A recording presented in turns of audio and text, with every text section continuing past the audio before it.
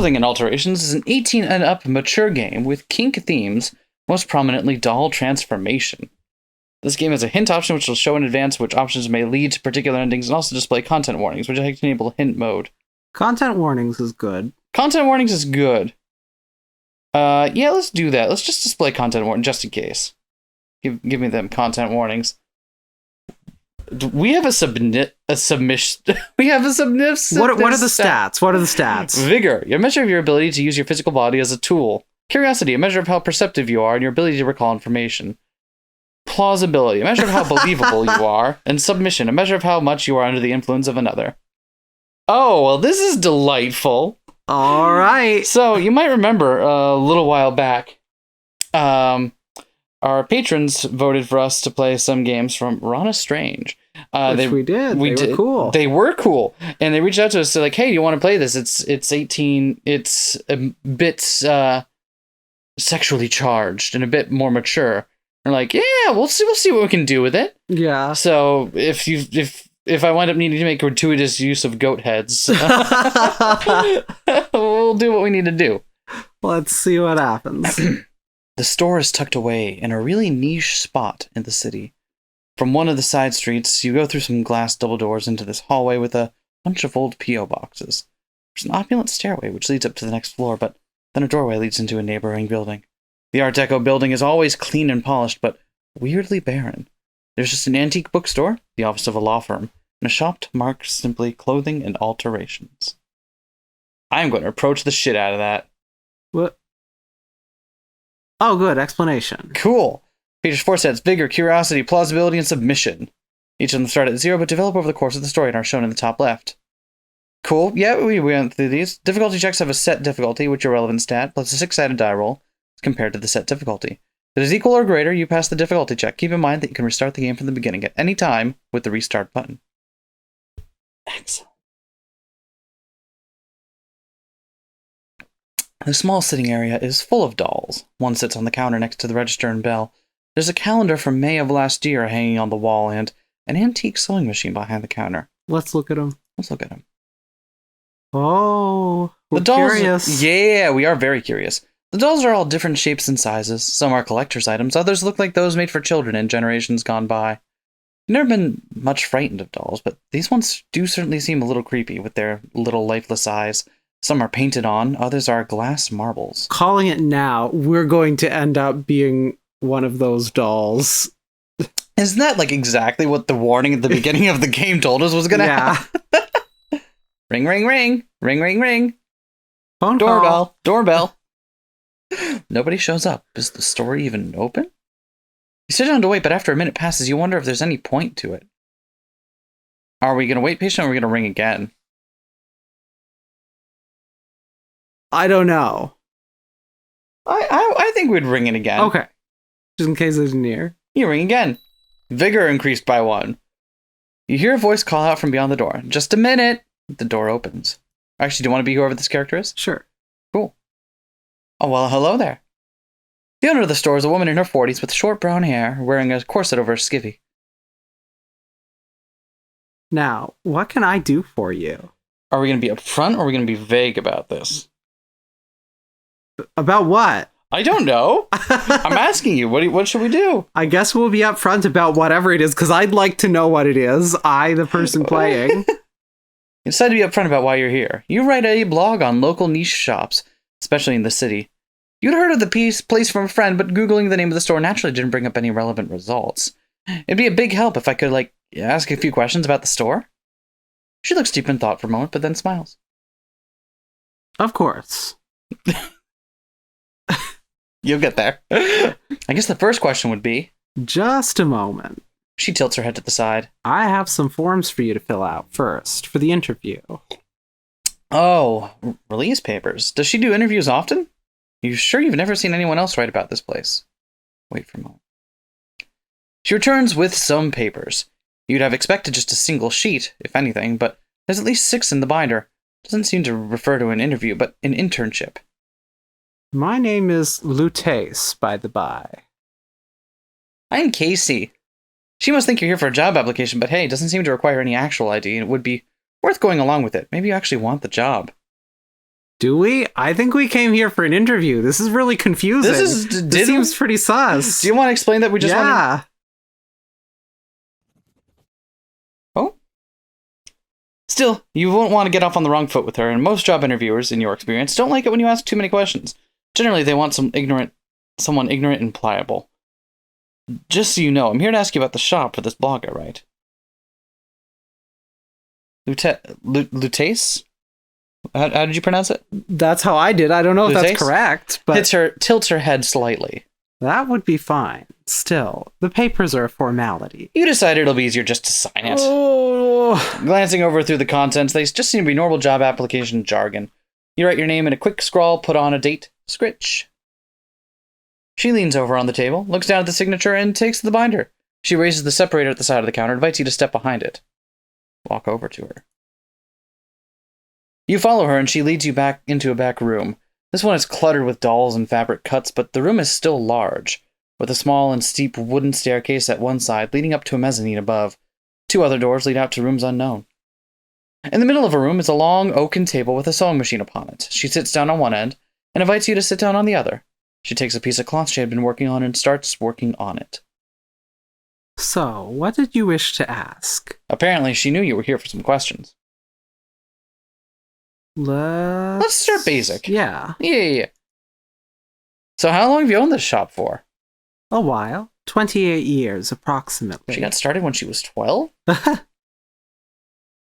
Wait, she said mid-40s. Yeah. Mid-40s. So right as she turned into a doll. Yeah, huh.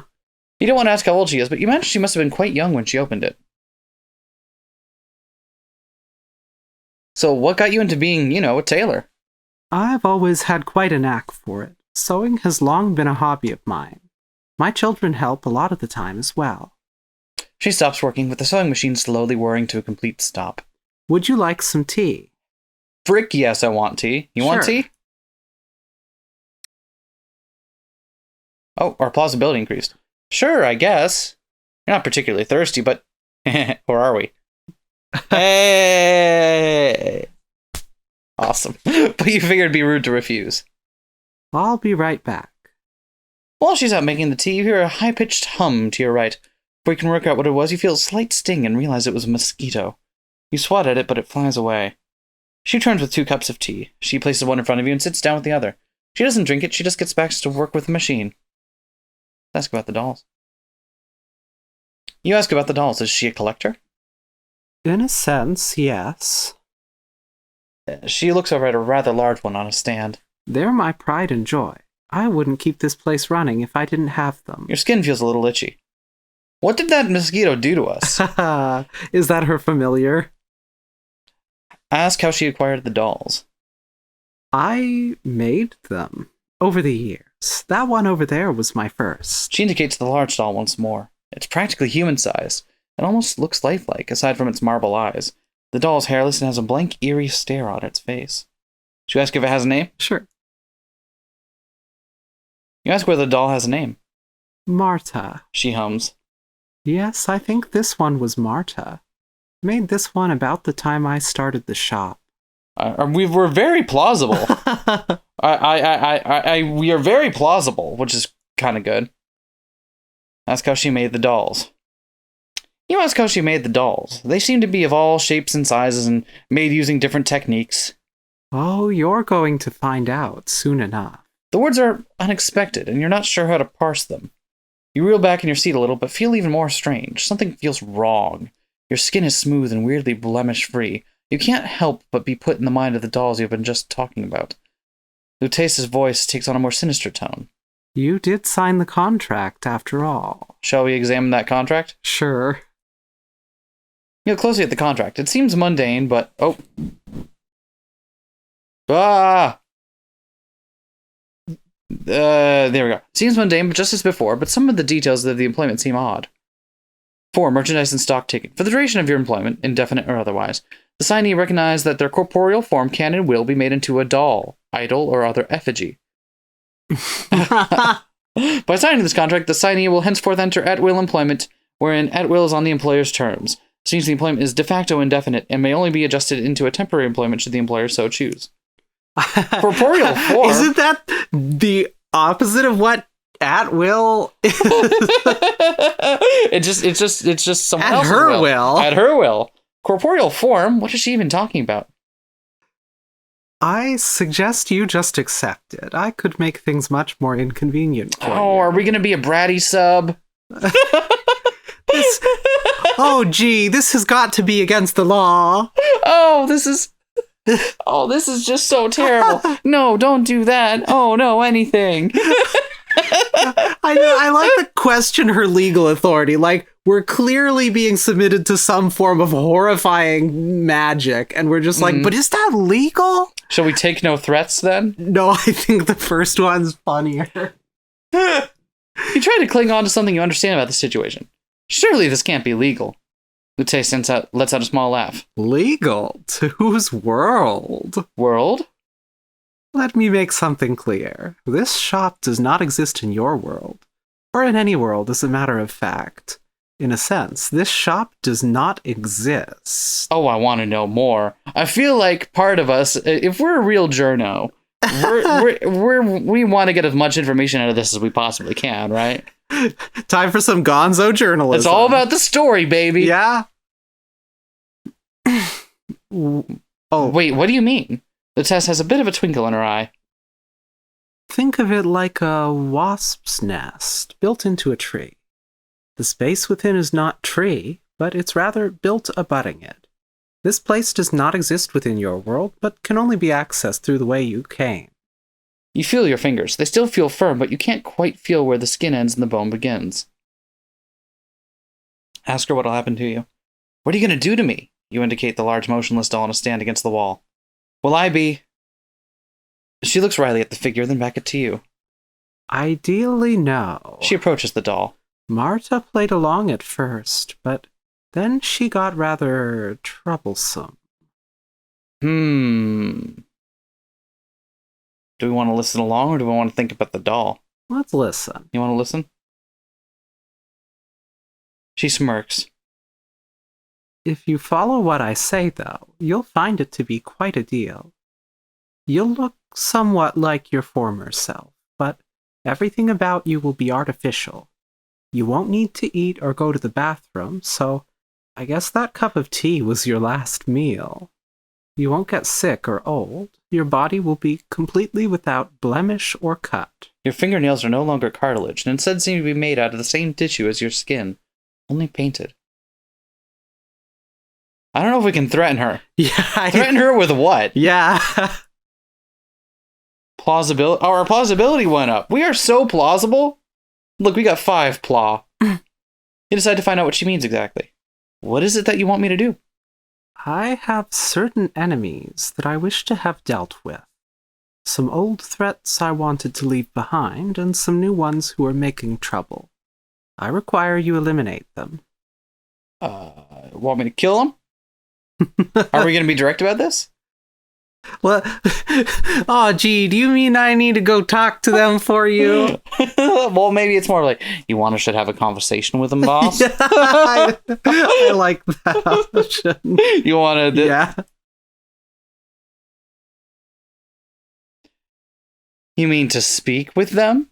Oh, dear heart, I do not. I mean for you to snap their necks. You'll find... Oh, that's you still. You'll find when the changes finish, your body will be a lot more versatile. Your doll limbs will be more durable and more agile than human ones. Every single part of your body is now plastic or glass. Through this, I expect you'll erase these threats. Or die trying. Vigor increased by 4... Oh, wow, we are so vigorous. You see a gap has formed between your arm and forearm. They appear to be now connected by a ball joint. She continues. Of course, you'll have to live here from now on. You don't need to eat or drink, but you'll still need rest. You won't be able to rest in your world anymore. What about our loved ones? Yeah. I'm okay with killing people. Will I still be able to see my loved ones? I've been with 2 people lately. Met one through a friend, who you're also dating at the time, and the other online. I won't stop you as long as you don't cause any trouble. Your new form might be a little strange for people to see. She eyes a small handheld mirror on the shelf. Did you want to take a look? Fuck yes. Finally, we are become Golem. Your erstwhile puppet master presents the mirror as a hairstylist would, but you do not recognize the face. Your hand reaches for the mirror, as if outside your own control. Your eyes are glass marbles. Your face lacks definition it once had, now an ovoid shape without feature. Your skin is monochromatic aside from some blush that appears to be painted onto your face. Your hair looks stringier, as if made of artificial fibers. I just heard it as aside from some bra. Aside from some bra. Listen, you know how Tuesday nights get. There's an option for you find it to be a face. Yep, that's a face. Yep. Do we find? Is that what we're doing? Do we find this face is a face? Is that what we're doing? I feel like I've been picking all of them. That's I'm fine. Picking the stupid option for all of them. but I'm going to keep going. Okay, so we find it to... You don't know entirely how to process this. For good or for ill, this is your face. Like it or not, that's going to be your face from now on. Plastic isn't great for molding complex shapes. How's this even possible? Oh, ask how this is even possible. You don't... how is this even possible? Lutece smiles. I am not from your world. What you find impossible, I find merely difficult. She takes some steps towards you. Now then, I trust you understand the position you are in. Are you going to follow what I say? You must choose your actions carefully. They're about to have a big effect, you feel. Oh, and this is because we have the thingy on to give some... Okay, so we're all about them content warnings, so let's see. Choosing to define will lead to some mind control and bondage content, oh, saucy. Choosing to deceive will take you to either submit or defy routes depending on whether you succeed a plausibility check. Interesting. We are pretty plausible. We're fucking plausible. We're so plausible. Do you want to deceive? Let's try to deceive. We're not plausible enough. We're plausible enough. Oh, hold on. We're more plausible than... Yeah, we passed the plausibility, but not the curiosity check. You said your only option is to play along. I will, you say after a pause to give the impression of reluctance. She smiles. Good. It pleases me to hear this. She walks over to you and strokes your face. It feels different from how it did before, but you don't react so as not to give away that you had not been entirely honest with her. I hope this can be a good working relationship going forward. Working relationship? You wonder about the contract you signed, and if you could anyway annul it. After all, she needed you to sign it, right? Best not to raise her suspicions for now, though. I've got some paperwork to do, she adds. Feel free to look around while I'm busy. Although... She leans against the wooden ladder leading up to the loft. Do not go through the green door with the Hessian blinds. It is unlocked, but I'd like you to not go through there. She climbs up the ladder with surprising ease and disappears up the ladder to the mezzanine. So we didn't get... I think the curiosity check was probably to ask her what it was. Or to have the option to do it. Maybe, yeah. Oh, we're not curious enough. Oh, gee, I don't know what a Hessian blind is, so I don't know what door not to go through. Oh, no. Help me out here. Oh, I'm just so... It's been a while since I talked about it on the channel, but I was pretty heavily involved in our local kink community in this area for a while, so I have my own fair share of silly BDSM memes. And oh, geez, no, that would be the worst. Don't do that. What are we looking for? We want to look at Marta or search the shelves. I feel like that might be rude. You just go up to someone and be like, what is your deal? Yeah, let's look at the shelves. You search the shelves. They are old, but they're full of random curios. Maybe some will be of interest. Curiosity difficulty. Whoa, we succeeded! While searching through that was a long shot there. Did you see that? Yeah. While searching through the different compartments and drawers, you find a piece of paper written in a different hand than Lutece's. Curiosity 4. Curiosity increased by 2. Dear... Oh, this is in her hand. This is in someone else's hand. Dear L. How's it going on the hunt for light... No, wait, no, they don't know. It's still... It's been several months since the hospital bloodbath. You can't keep doing this. Send a sample of my pupavirus STIIN3. Your children should be able to transmit it. Restore your power without the need for such blood. I love you, the Silkworm Envoy. Odd. Elle is probably Lutece, but... She's some sort of insect being? That would explain the mosquito that stung us at first, and now that we're all... Because that was probably the virus that turned us into a doll. Yeah. Interesting.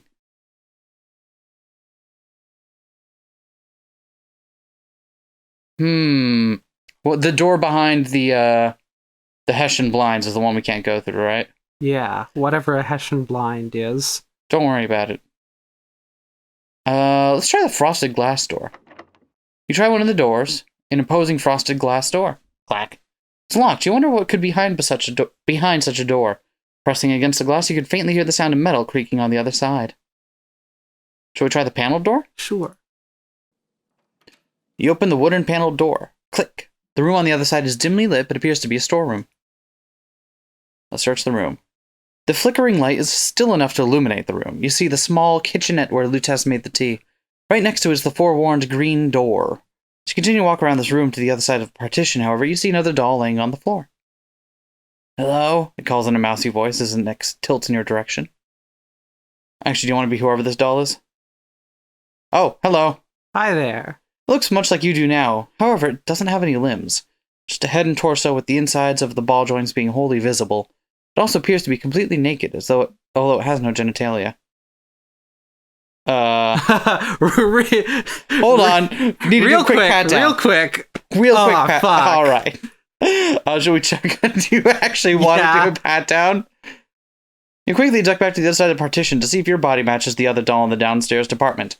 Yes, it does. You return back to the other side of the partition to the limbless doll, which now appears to be pouting.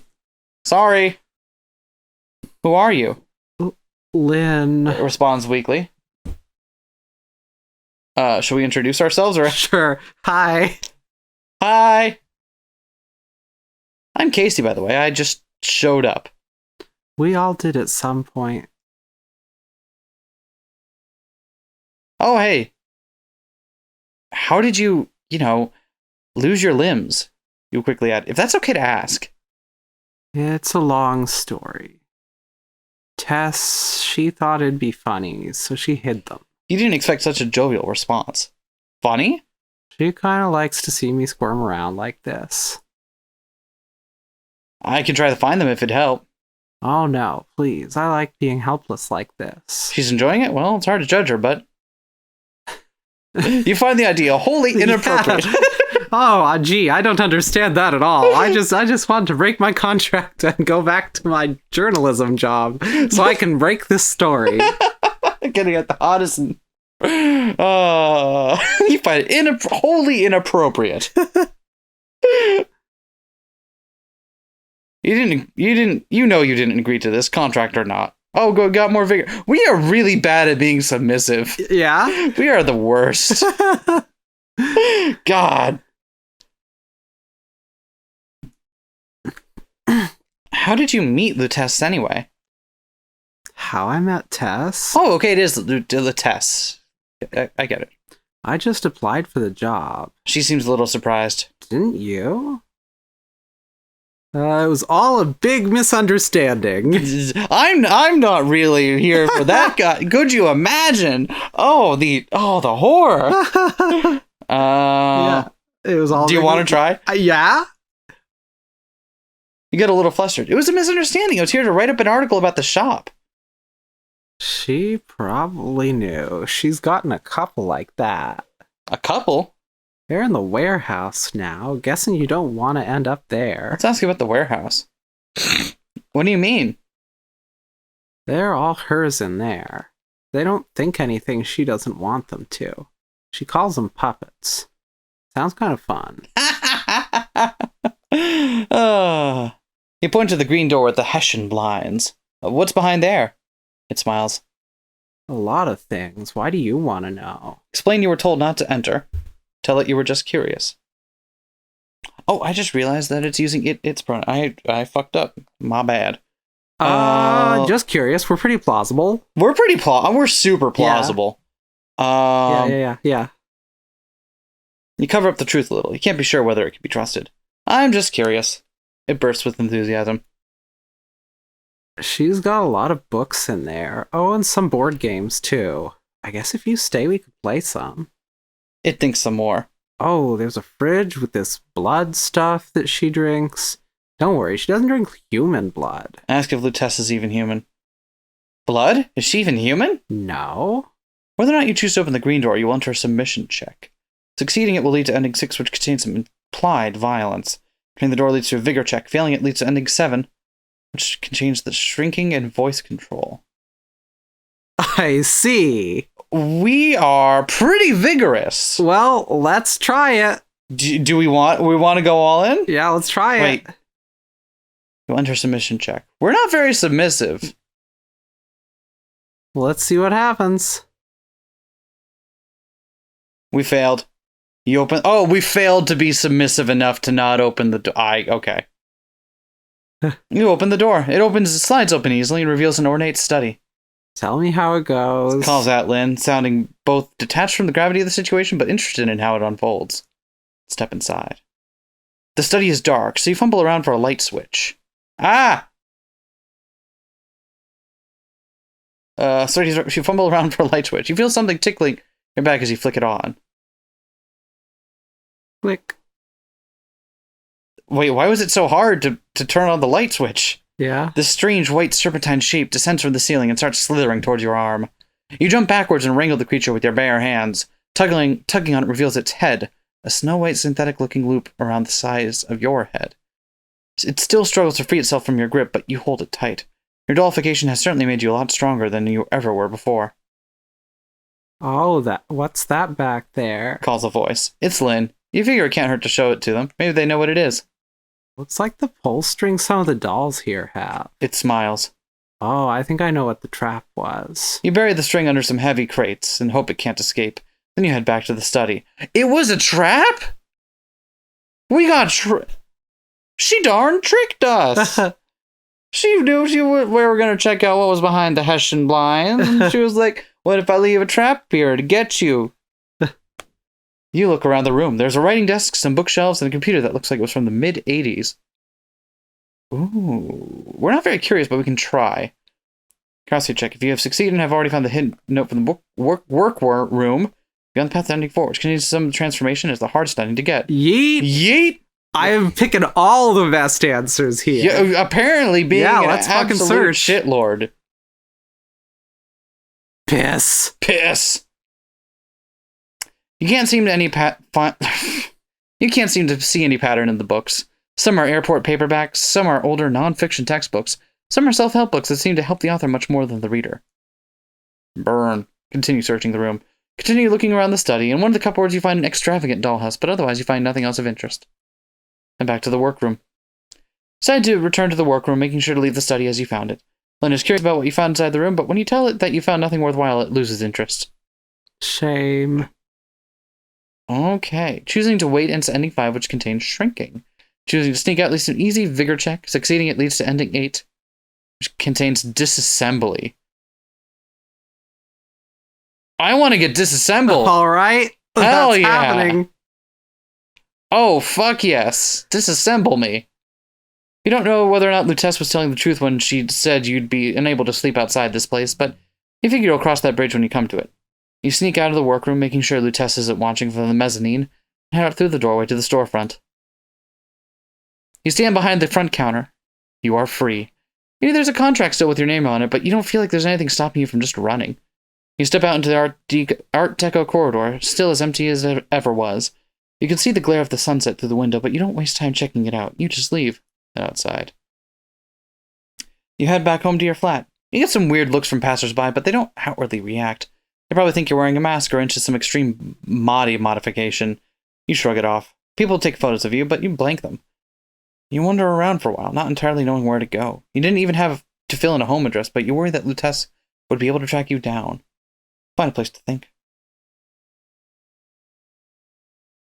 You stop by a cafe to think things through. You order a coffee. Lutess said you wouldn't need a drink, but you try to need a place to sit down, and they're not going to let you stay without ordering something. Besides, you're a little curious to see if you can still drink. Drinking the coffee when it arrives is an awkward experience. It just seems to get caught in your throat and you expel it back into the cup.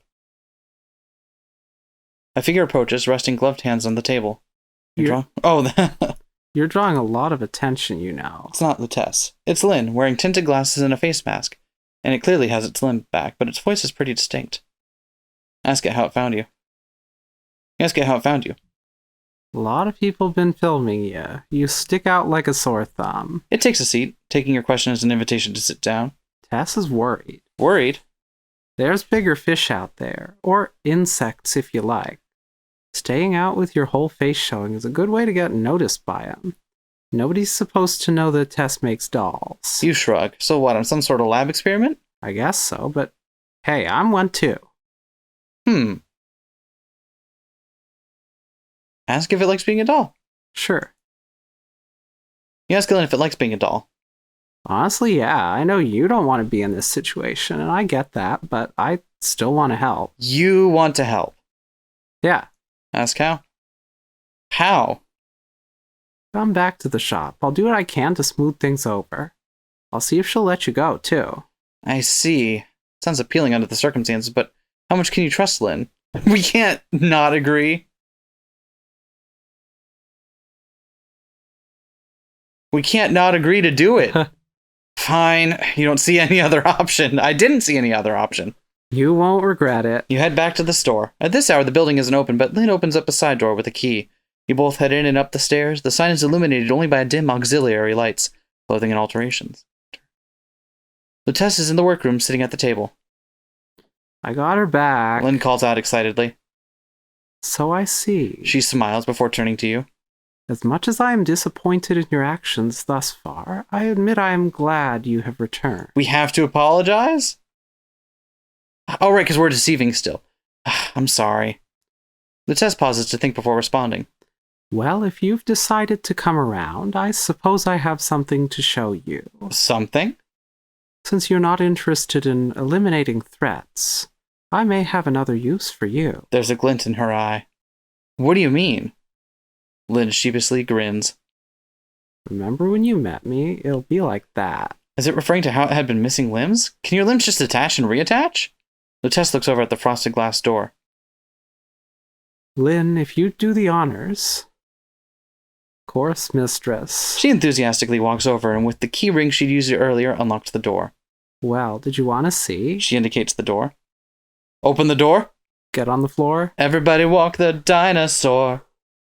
You follow her lead and enter through the door. The other side is not what you'd expect. What you'd expect to open up into a store next door, or even a closet. In fact, opened up into an impossibly large warehouse.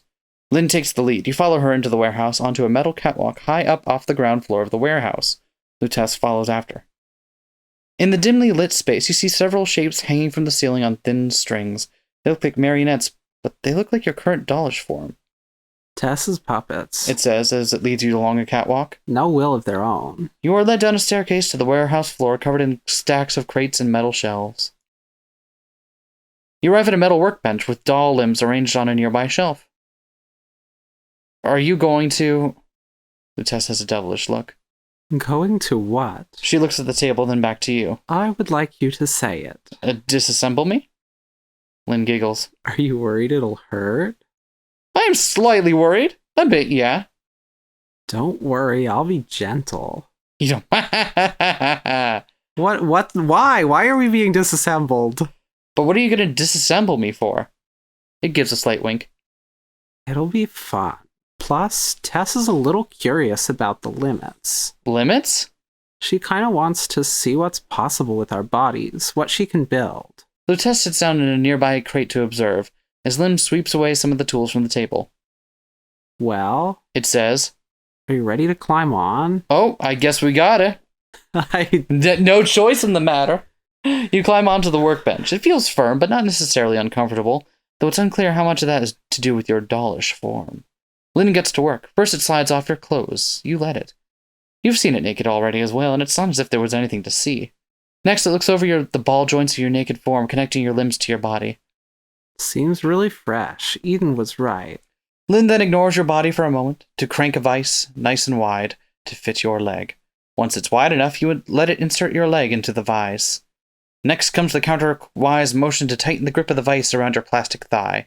It doesn't really hurt, but you can still feel it pressing tight. Even so, the clamp manages to get tighter still. Are you ready? Lynn moves around to the front of your body.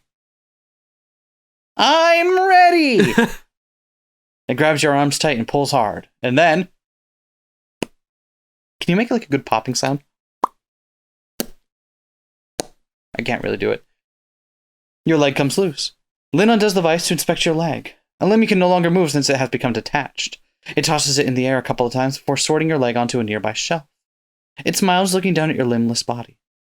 Well, how does it feel? Weird. You don't know what else to say. It feels surreal, certainly. Almost expected it to be able to move it still. The test finally interrupts. They're only active while they're connected to the head, but they're very modular. In what sense? Seems like she'd have answered whether or not you asked. The knee and hip joints are interchangeable, along with the arm and elbow joints. They can be chained or swapped, to a point anyway. Though that's distressing. Lynn continues disassembling you. Oh, wait. Lynn, oh, no, oh, another pop. Lynn removes your other leg, then your right arm, before finally removing your left arm. Then it's time for the head. You're a little uneasy. Don't worry. It says as it searches for a nearby shelf for something to brace your body. It's perfectly safe. Tess has done it to me twice. Will I still be able to breathe or talk? Lynn laughs. Can't believe you didn't notice yet. You don't even have lungs. You are crudely wrapped to the table by a leather belt. And then as you close your eyes, with a tug, your head comes loose. You feel Lynn lose grip of you for a split second, but then its dollish arms embrace you once more. Sorry about that. It says as it clutches your body tight. It's okay. I'll give you a little kiss to make up for it. It gives you a quick little peck on the cheek.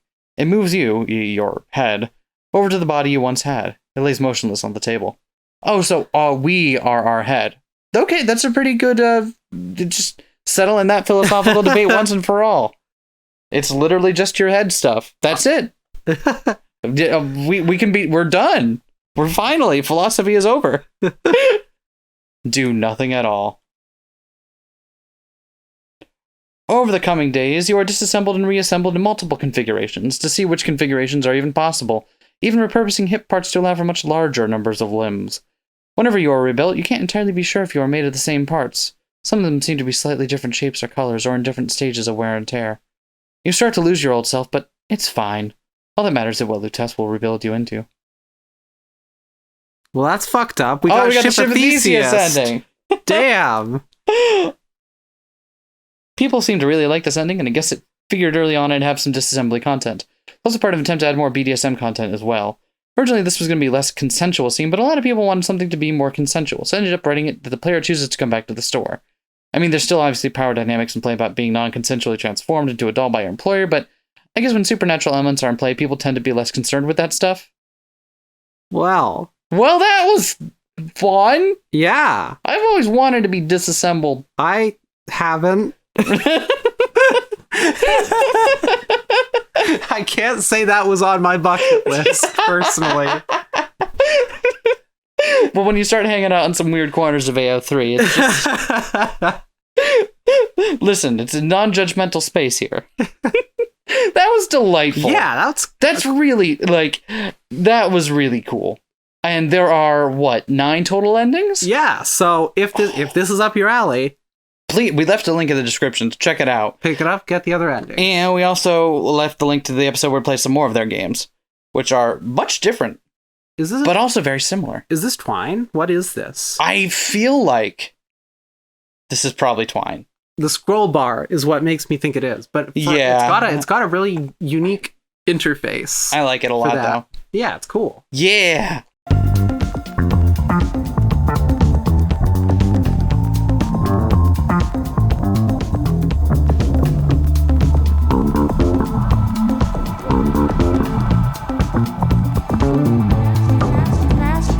Smash that like, comment and subscribe.